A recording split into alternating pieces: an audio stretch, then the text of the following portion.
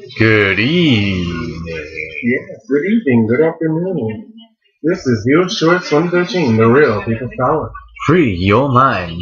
Yes, tonight. Tonight was Night of Champions. So yes, we're kicking things off with the Night of Champions review.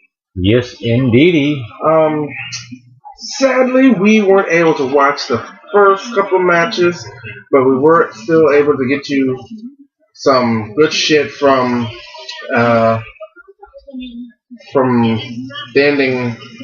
ending of the Randy Orton versus Ziggler match and on. So we'll kick things off with the pre-show, which featured a 15-man battle royal to determine the number one contender for the U.S. Championship. Mr. Woo Woo Woo, Zack Ryder, was the winner of the battle royal, so he became the number one contender. Now,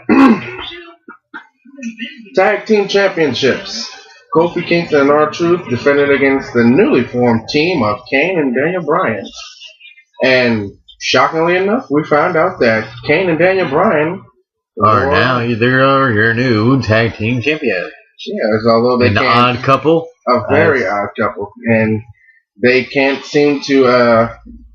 They agree to disagree. Yes. One says he's the tag team champions. The other says he's the tag team champions. One says congratulations, and the other one says I'm going to Disneyland. And which one do you think that was? Kane. Kane's going to Disneyland now that he is WWE Tag Team Champion. Yes, indeed. On to the Fatal 4-Way Intercontinental Championship match. The Miz defended against Rey Mysterio, Sin Cara, and Cody Rhodes. And somehow, The Miz retained the Intercontinental title. Ugh. On to the United States Championship match. Zack Ryder, the newly named number one contender, was to challenge Antonio Cesaro for the United States Championship. And yeah, in another match that didn't really mean shit, Antonio Cesaro retained the United States Championship. Who cares? Who gives a flying fuck? Now, on to Randy Orton versus Dolph Ziggler. They've been going at it for weeks and weeks and weeks, as we all know. And Ziggler wanted a rematch, another rematch after getting his ass whooped, and he got his wish at Night of Champions. So, from the part where I came in on, Randy Orton was delivering a massive DDT to Dolph Ziggler on the outside of the ring. I was like, oh shit. His patented DDT?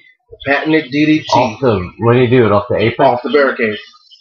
Wow. Had Ziggler hanging on the barricade, and wow. I was like, now that's devastating. Yes. So, Randy Orton went for the RKO, got countered. Ziggler tried to roll him up, no dice. Ziggler went for a sleeper. Randy Orton countered. And then Ziggler went for it a second time. Randy Orton pushed him up into the air and boom! Drilled him with an RKO in midair. Randy Orton is victorious over Dolph Ziggler again. On to the next match. Divas Championship. Layla defended against Eve. Now, originally it was supposed to be Layla versus Caitlyn. But earlier on in the evening, Caitlyn somehow, mysteriously, quote-unquote, was attacked in the backstage area, and she was unable to compete. So, SmackDown GM Booker T decided to reward Eve for her, let's say, good behavior, good assisting, good dick sucking, whatever. And she was placed in the match. Now, it was a pretty good match, back and forth. And Eve is the new Divas champion. Mm-hmm. And she still means absolutely shit. She doesn't mean a fucking thing. She's still obsolete. Obsolete, uninteresting, irrelevant. Pick one. On to the first of two main events. World Heavyweight Championship. Sheamus versus Alberto Del Rio for the umpteenth fucking time. Booker T came out before the match started and announced he found nothing in his findings and that you're a WWE superstar, so you know there's risk. So he reinstated the bro kick. The bro kick. And how does the match start off?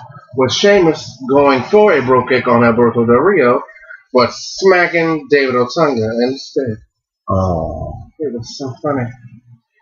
So this was an actually good match, back and forth.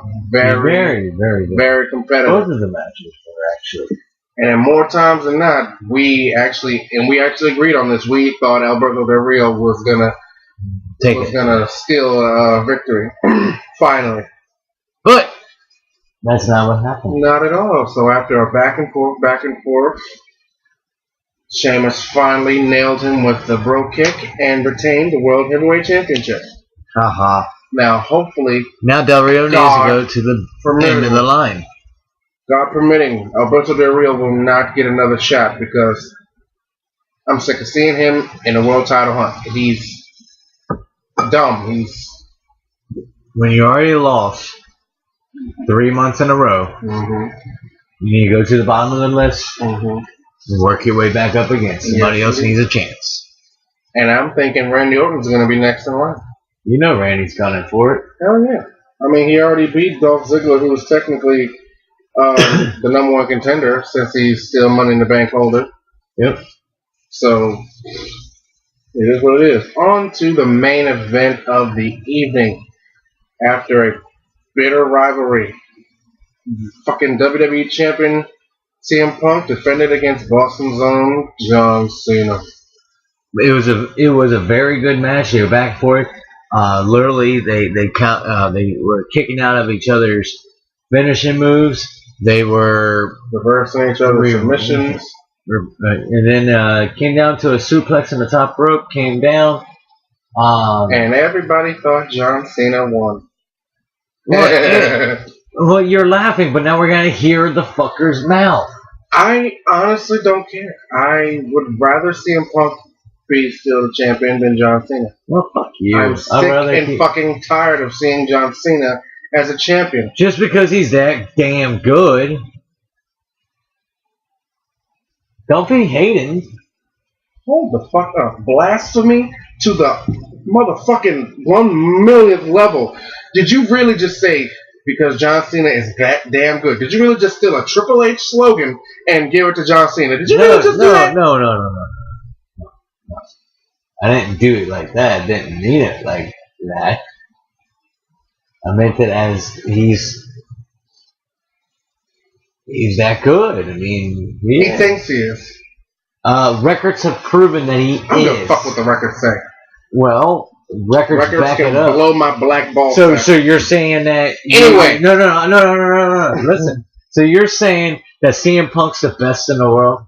Fuck no. You're saying that you'd rather him be champion and hear him say how he's better than The Rock, how he's better than Stone Cold, how he's better than Triple H, Shawn Michaels, all the greats? Thing is how I know it's not true. I could care less as long as. And then disrespecting all the fans day in and day out. Somebody needs to shut his mouth. I agree. But who says it has to be John Cena? It was a perfect opportunity for it to happen. Sure it was. And now you gotta listen to Paul Heyman as well.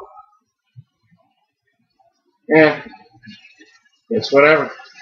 So, the WWE Championship match ended in a draw. After a German suplex off the top delivered by John Cena, they both had their shoulders down. John Cena decided to celebrate.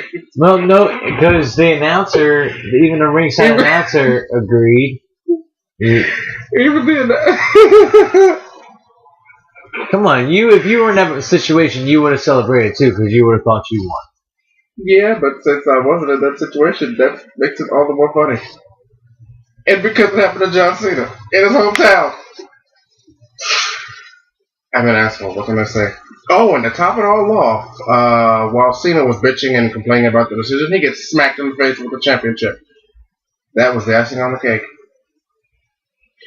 All in all, from the matches that we actually did see, I don't think we can really give this one a rating, can we? Nope, we didn't see the whole thing. But it was good. From what we saw, it was an interesting pay-per-view. They're getting better. Can't wait for Hell in a Cell, which is the next upcoming pay-per-view. Hell. October 28th. The Devil's Playground. And for WWE fans, we'll be coming back to you tomorrow night with the Raw review. So this wraps up the review for Night of Champions. We'll be back with people watching and in the news. Be right.